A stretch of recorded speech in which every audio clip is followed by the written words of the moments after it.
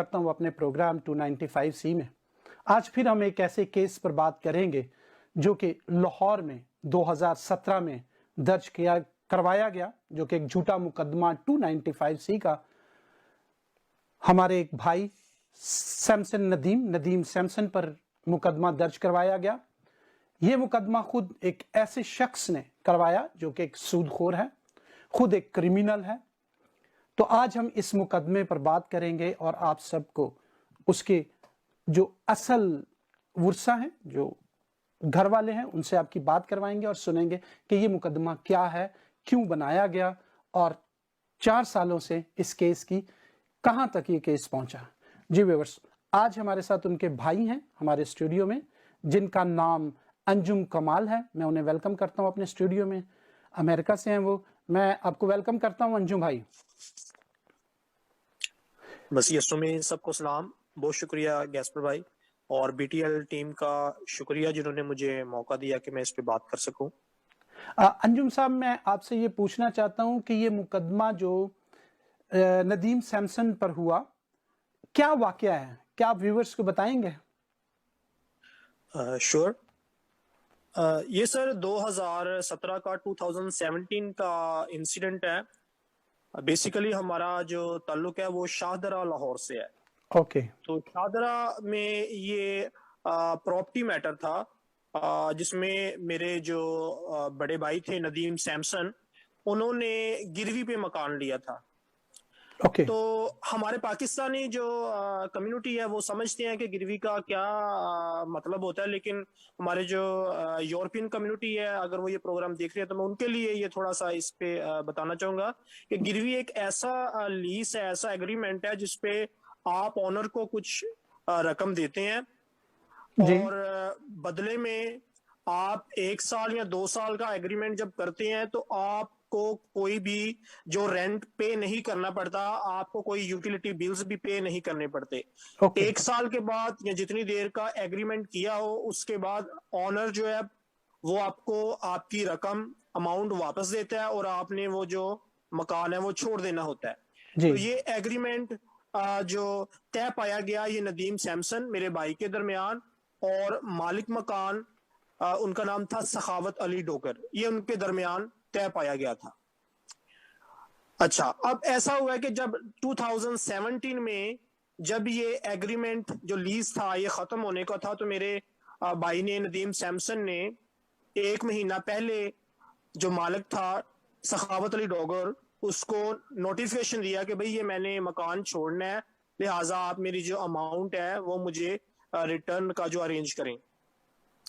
अब जो सखावत अली डोगर है उसने अपने रिश्तेदार को बीच में इन्वॉल्व किया, उसको बताया कि ये जो क्रिश्चियन है ये मुझसे रकम मांग रहा है, इसने छोड़ना है, इसने जाना है, लेकिन उसकी नीयत खराब थी, पैसे वापस देने का उसका कोई इरादा नहीं था।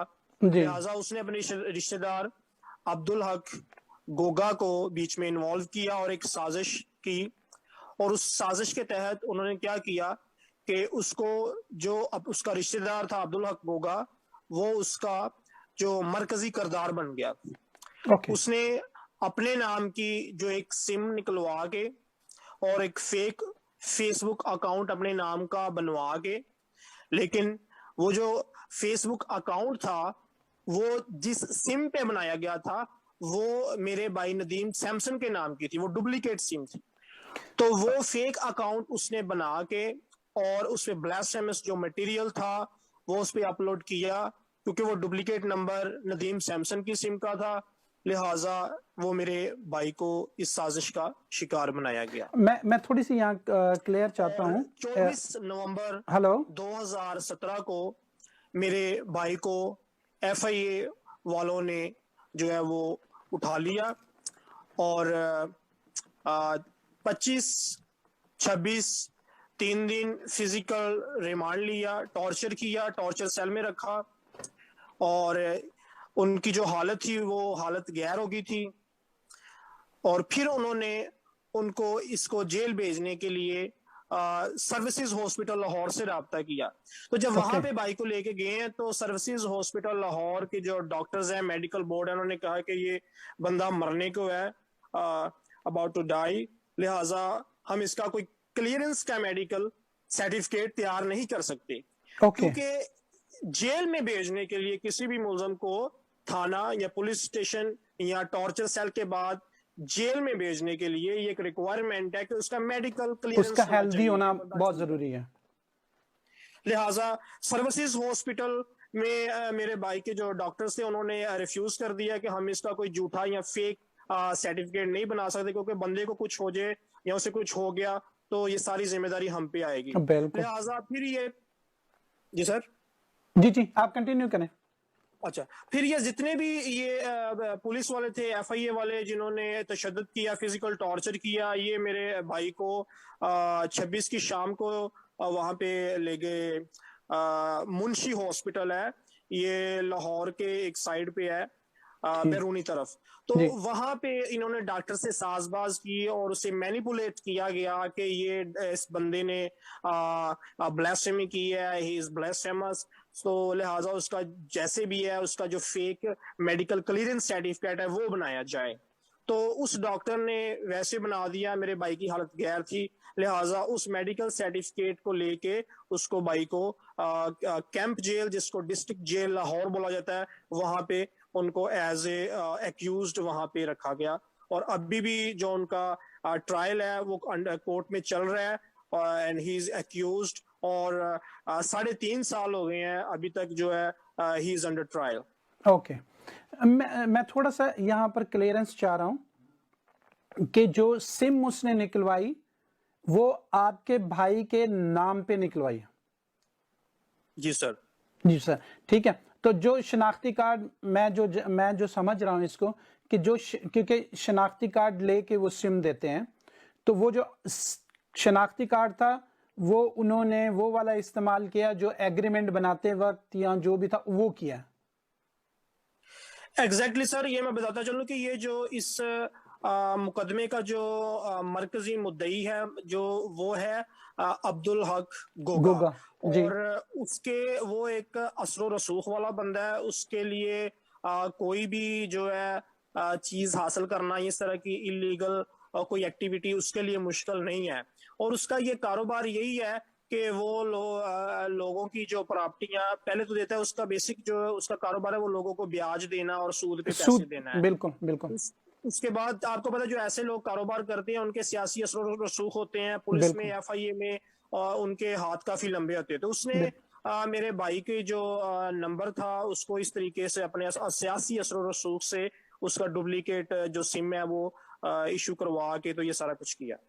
Thank you brother. मेरा दूसरा सवाल ये है कि क्या थोड़ा सा आप बताएंगे, जब जेल विजिट पे जाते हैं तो क्या 295C के कैदियों से मुलाकात उसी तरह होती है जैसे नॉर्मल कैदियों के साथ होती है, या कि इसमें बहुत सारी मुश्किलात जो हैं वो दरपेश होती हैं? हाँ जी सर, बहुत अच्छा क्वेश्चन किया है। अच्छा, मैं ये बताता चलूं कि जब हम परसिक्यूशन का लफ्ज इस्तेमाल करते हैं तो उसमें 3 चीजें आती हैं। सबसे नीचे जो निचला दर्जा है वो सी का, उसमें होता है डिस्क्रिमिनेशन। जी उसके बाद इसके ऊपर होता है बी को बोलते हैं जिसमें फोर्स कन्वर्जन, और हमारी जो लड़कियों को आजकल उठाया जा रहा है और आए दिन माइनॉरिटी की, मीनिंग उसमें हिंदू गर्ल्स भी हैं, अंडर एज गर्ल्स है, क्रिश्चियन अंडर एज गर्ल्स भी हैं, उनको उठा के उनको किडनैप करके और उनको फोर्स कन्वर्जन किया जाता है और रेप के बाद, ठीक है, बिल्कुल जबरदस्ती उनको मजहब तब्दीली करवाई जाती है। तो ये बी है।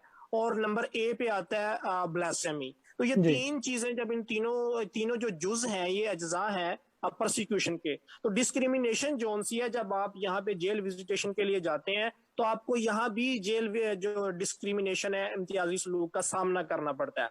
अच्छा, इसका तरीकेकार ये होता है कि जो भी कोई बंदा मिलना चाहता है वो अपना असली शनाख्ती कार्ड दिखाता है, अपना रियल आईडी कार्ड दिखाता है एडमिनिस्ट्रेशन को, जेल की, और वो आपको रसीद बना के देते हैं। लेकिन वो आपको एक सेपरेट जो वेटिंग एरिया होता है वहां पे बिठा देते हैं कि यहाँ पे आपने वेट करना है।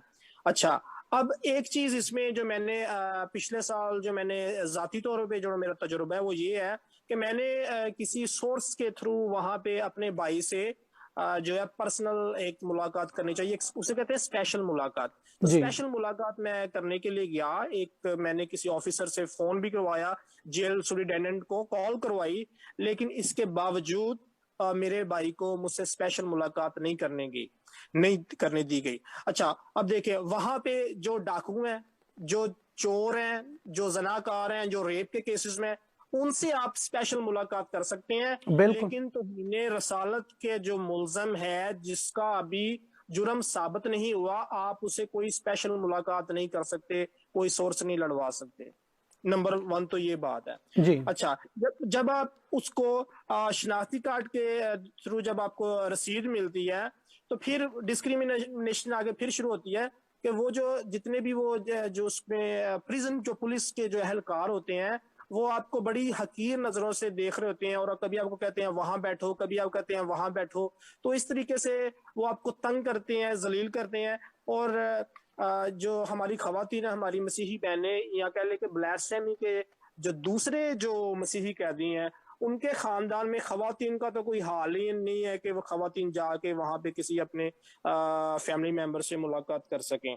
अच्छा, उसके बाद सुबह जो है वो 8 बजे से ये टाइम स्टार्ट होता है, और 3 बजे तक जो है मुलाकात का जो है ना वो सिलसिला जारी रहता है। लेकिन जो ब्लास्फेमी के जो विक्टिम्स हैं, उनसे जो फैमिली मेंबर्स की मुलाकात होती है, वो शाम को बिल्कुल आखिर पे 2 बजे या 2:30 बजे वो शुरू करवाते हैं। उससे पहले वो जो चोरी के, डकैती के, रेप के जो मुलजमान है, उनसे मुलाकात उनके फैमिली मेंबर्स की करवाई जाती है। लेकिन ब्लास्फेमी के विक्टिम की बारी जो है वो सबसे आखिर पे आती है। और ठीक है। मुलाकात के लिए टाइम भी कम बचता होगा। हाँ जी। उसका एग्जैक्टली तो बेसिकली उनका ये होता है कि इनको सिर्फ 10 से 15 मिनट ही दिए जाएं, तो वो फिर कोई भी जो बातचीत है वो खुल के उनसे नहीं हो सकती। और जो भी बंदा जाता है वो समझ ले के सारा दिन उसे सुबह पर्ची लेनी है, 8 बजे रसीद मिलती है, 8 से 11 बजे तक वो रसीद का टाइम होता है। 11 बजे सुबह जो है वो गेट है वो जेल का क्लोज हो जाता है, या 11 बजे के बाद कोई बंदा उसमें रसीद नहीं बनवा सकता। तो 11 से ये 3 बजे तक मुलाकातों का सिलसिला जारी रहता है। और ब्लास्फेमी के लिए जो मुलाकातों का जो दिन है वो है Friday. Okay. Every Friday, family members they can visit their victims. So उसमें जो है ये वीकली विजिटेशन होती है। एवरी फ्राइडे हम जो ब्लास्फेमी के विक्टिम्स हैं उनके फैमिली मेंबर्स जरूरतें जो अशियां हैं, खाने पीने की जरूरत है चीजें, जी। कपड़े, अद्वियात हैं, तो हम फ्राइडे को लेके जाते हैं। इसके ओके। अलावा एक कम्युनिकेशन का आज है, उसे कहते हैं वन वे कम्युनिकेशन। उन्होंने फोन की सहूलत दी है, जेल के अंदर फोन की जी। सहूलत दी है। उसका उन्होंने दिन रखा हुआ है बुध वाला दिन, एवरी वेनसडे। तो वो उस वेनसडे को जो अंदर कैदी हैं, उन्होंने जेल एडमिनिस्ट्रेशन को 2 से 3 नंबर दिए होते हैं, इमरजेंसी कांटेक्ट नंबर दिए होते हैं खानदान के।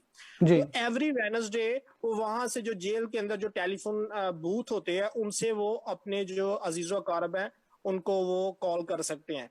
मतलब ये कि हम जो फैमिली मेंबर्स हैं, हम वहां पे उनको कॉल नहीं कर सकते, लेकिन उन्होंने अपने सिस्टम में हर कैदी के 2 से 3 जो नंबर्स हैं वो सेव किए होते हैं।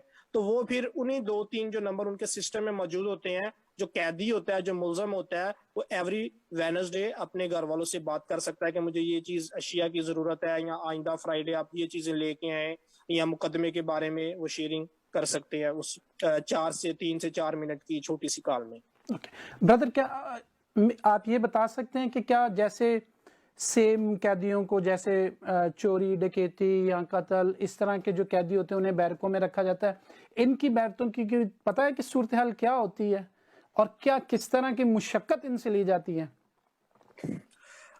जी सर, मुशक्कत के बारे में अभी तक मुझे इसके बारे में नहीं पता। मुशक्कत ओके। करवाते हैं अंदर वो जेल के जो काम, जैसे गार्डनिंग है, इस तरह के काम करवाते हैं। लेकिन मैं एक बात ये आपको बता दूं कि जेल के अंदर भी डिस्क्रिमिनेशन होती है।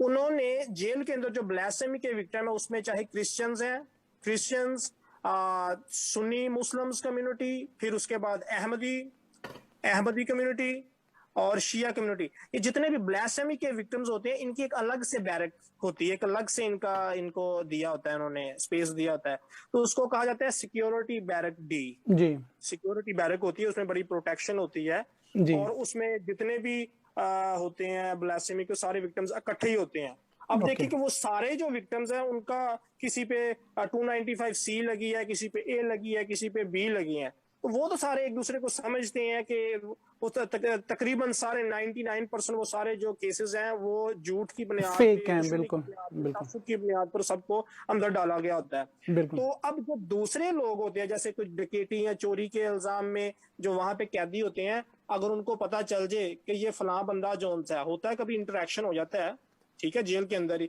पता चल जाए कि ये बंदा जोन सा है, ये ब्लास्फेमी के अंदर है या तौहीन रसालत के अंदर है, तो वो जो चोर डकैत किस्म के जो कैदी होते हैं वो उनको फेंटी भी लगाते हैं, उन्हें फिजिकल, उन्हें टॉर्चर भी करते हैं अंदर, ओके ठीक है। जी फिर अंदर जो लड़ाइयां होती हैं उनकी फिर दोबारा पेशी होती है अंदर जेल एडमिनिस्ट्रेशन के आगे, जेल सुप्रिटेंडेंट के आगे, उनकी फिर दोबारा पेशी होती है। फिर अंदर देखें जो आगे ही पनिशमेंट के अंदर यानी कि रह रहे हैं, तो इस तरह का जब उन पे कोई अटैक होता है फिजिकल, तो उनको दोबारा फिर जो विक्टिम्स होते हैं ब्लास्फेमी के विक्टिम्स को उल्टा फिर पनिशमेंट किया जाता है, बिल्कुल ठीक है।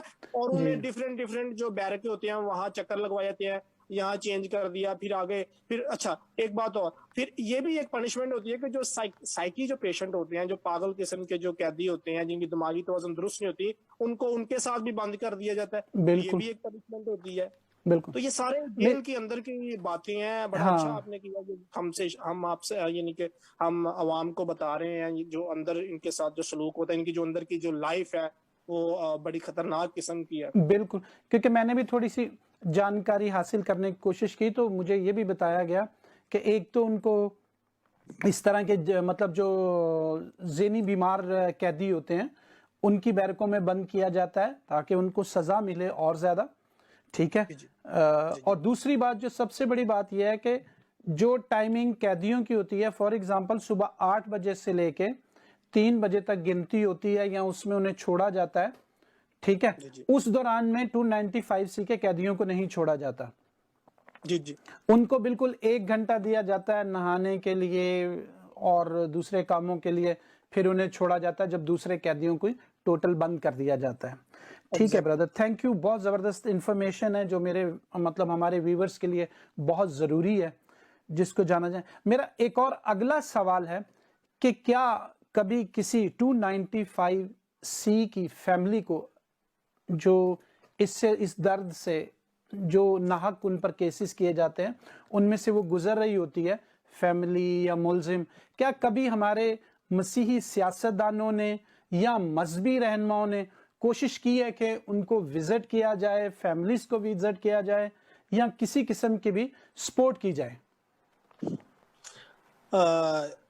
ये बड़े अफसोस के साथ कहना पड़ता है कि इसका जो जवाब है, इसका आंसर है नेगेटिव में है, नो में है, बल्कि मैं कहूँगा नेवर में है, ठीक है।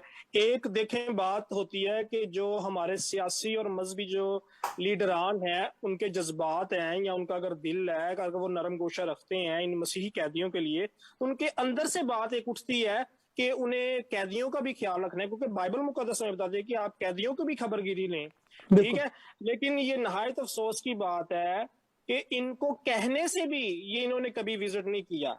और ये मैं ओके आपको एज ए ब्लास्फेमी का जो विक्टिम होने का यानी कि फैमिली मेंबर होने के नाते मैं आपको जाती तजुर्बा बयान कर रहा हूँ कि पिछले साल मैंने जो हमारे जो ह्यूमन राइट मिनिस्टर हैं एजाज आलम साहब, उनसे जी मैंने बात की, उनको सारा मैंने सिचुएशन बताई और मैंने उनको कहा कि आप किसी भी वक्त नदीम सैमसन को विजिट करें, और ऑटोमेटिकली जब आप नदीम सैमसन को विजिट करेंगे तो आप जो दूसरे हमारे हैं जो उसके साथ मुलजमान है, बेचारे फंसे हैं, उसमें शफाक मसीह है, आसफ मसीह है, पतरस मसीह है, तो जो भी उनके साथ बंद है तो आपकी उन सबसे भी मुलाकात हो जाएगी। उनकी जिम्मेदारी है इन्होंने कि इनको उन्होंने विजिट करें। कोई मुलाकात नहीं की।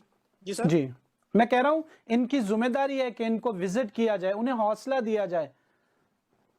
जी सर, एक तो देखें वो ह्यूमन, उनके साथ उनके पास दो मिनिस्ट्री हैं, एक ह्यूमन राइट मिनिस्टर भी है, अकलियती मिनिस्टर भी है, तो दो जी मिनिस्ट्री हैं इनके पास, इनका हक जी बनता है वो जाएं। और देखें सबसे ज्यादा केसेस होते ही पंजाब में है, बिल्कुल। और पंजाब के जितने भी केसेस उनको ये लाहौर में या तो डिस्ट्रिक्ट जेल में बंद करते हैं या सेंट्रल जेल में, तो जी इनका ये फर्ज है कि ये वहां पे जाए। जी इनके थ्रू मैंने जो पास्टर अनवर फजल साहब हैं उनको भी पैगाम भिजवाया कि आप ये विजिट करें। और जब मैंने इनके साथ ये बात की तो शायद आपको याद हो, ये पिछले साल अगस्त में ये करंटीना में चले गए थे। पहले हम्म, जो मिनिस्टर साहब हैं वो करंटीना में चले गए, उसके अगले ही रोज जो है वो पास्टर अनवर फजल साहब जो उनसे वो करंटीना में चले गए। और मैं आपको ये बता दूं, मेरे अलावा 2-3 फैमिलीज हैं वो मेरे से गवाह हैं इस बात की कि उन्होंने पास्टर अनवर फजल साहब से, कैदियों से, उन कैदियों की रिहाई के लिए रिक्वेस्ट के लिए टाइम भी लिया कि आप हमें टाइम दे, हम आपसे बात करना चाहते। ये मैं उन दिनों की बात कर रहा हूँ जब ये यूहन्नाबाद के कैदी छूटे थे।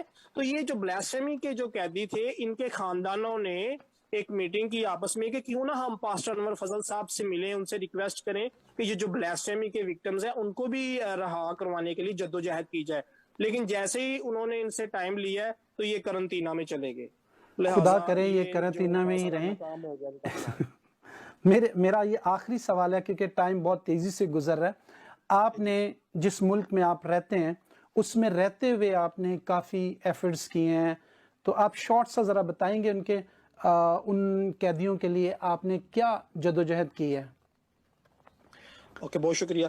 अच्छा, ये भी सवाल बहुत अहम तरीन सवाल है कि देखिए, मैं एक ब्लास्फेमी विक्टिम का फैमिली मेंबर हूँ, सगा भाई हूँ। मेरी कोई ऑर्गेनाइजेशन नहीं है, मेरी कोई मिनिस्ट्री नहीं है, मैं एक सादा सा इंसान हूँ। और मैंने ना सिर्फ अपने भाई नदीम सैमसन के लिए दरखास्त दी, बल्कि उस दरखास्त में मैंने सनी मुश्ताक को, नुमान असगर, शगुफ्ता कौसर, शफकत इमानुअल, सावन मसीह, अशफाक मसीह, पतरस मसीह और आसिफ परवेज मसीह, जिसको ये पिछले साल फांसी की सजा यानी कि सुनाई गई। जी तो जी ये वो 9 बंदे हैं टोटल, मेरे भाई नदीम सैमसन समेत, जिनको मैंने United states commission of international religious freedom, ये जो मजहबी आजादी का जो अदारा है अमेरिका का, मैंने उनको वहां पे रजिस्टर्ड करवाया। तो जब ग्रेट। रजिस्टर्ड कराया, मेरे पास सारी ईमेल्स, सारी कम्युनिकेशन का मेरे पास एविडेंस है। जिन लोगों को मैंने नाम दिए, बाद में दूसरों को भी मैं फॉलो अप कर रहा था, तो 9 को उन्हें कर दिया उन्होंने। तो ये जो 9 बंदे हैं, जिनमें से अभी शगुफ्ता कौसर, शफकत इमानुअल, इनके ऑर्डर हो चुके हैं हाई कोर्ट से बरी के, सावन मसीह भी छूट गए। तो ये सारे 9 के 9 बंदे आप USCIRF की वेबसाइट पे जाके देख सकते हैं, वो वहां पे रजिस्टर्ड है। तो मतलब ये वो वहां की आप देखेंगे फोब विक्टिम लिस्ट, उसे बोला ओके जाता है फ्रीडम ऑफ रिलीजन और बिलीफ।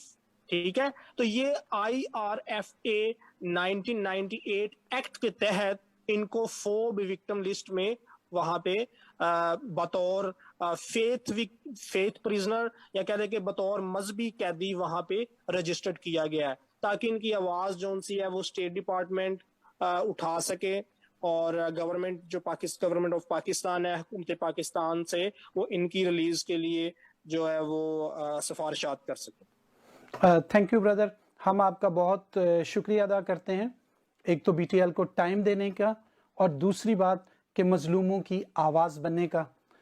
इसी तरह बनते रहिए आवाज़। तो आपका बहुत बहुत शुक्रिया। बहुत शुक्रिया, thank you sir, God bless you. Thank you, God bless you too. जी व्यूअर्स, आपने पूरी नदीम सैमसन के मुतल्लिक पूरा जिस तरह केस बना, जो कुछ हुआ आपने सुना। व्यूअर्स, मेरा एक वादा था आपसे कि मैं हर अपने प्रोग्राम के इख्तिताम पर एक ऐसी आपको तस्वीर दिखाऊंगा जिसमें वाकया ही 295C हुआ है, किया गया है जानबूझकर।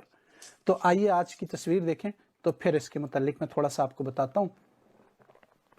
जी, ये जो तस्वीर आप देख रहे हैं दोस्तों हमारी अपनी स्क्रीन पर, इस तस्वीर में एक मुलजिम पेशावर से चलता है, कुरान पाक में हीरोइन छुपाता है, वो स्मगल करता है कुरान पाक में और लेके आता है और वो पकड़ा जाता है, पुलिस उसे अरेस्ट करती है। लेकिन उसके खिलाफ 295C 295B का मुकदमा दर्ज नहीं होता, सिर्फ एक ड्रग का होता है। उसके बाद कुछ दिनों में वो छूट जाता है। लेकिन आप खुद फैसला कीजिएगा कि किस तरह मसीहों को 295C के शिकंजे में बांधा जाता है। देखते रहें BTL टेलीविजन और ज़रूर अपने कमेंट से आगाह कीजिएगा। बहुत बहुत शुक्रिया। God bless you.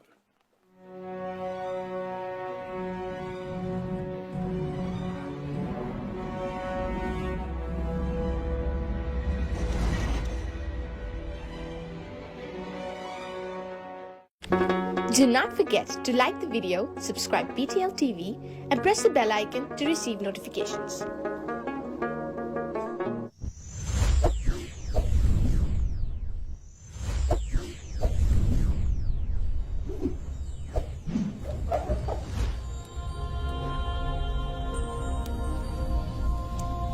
Jesus is the light of the world.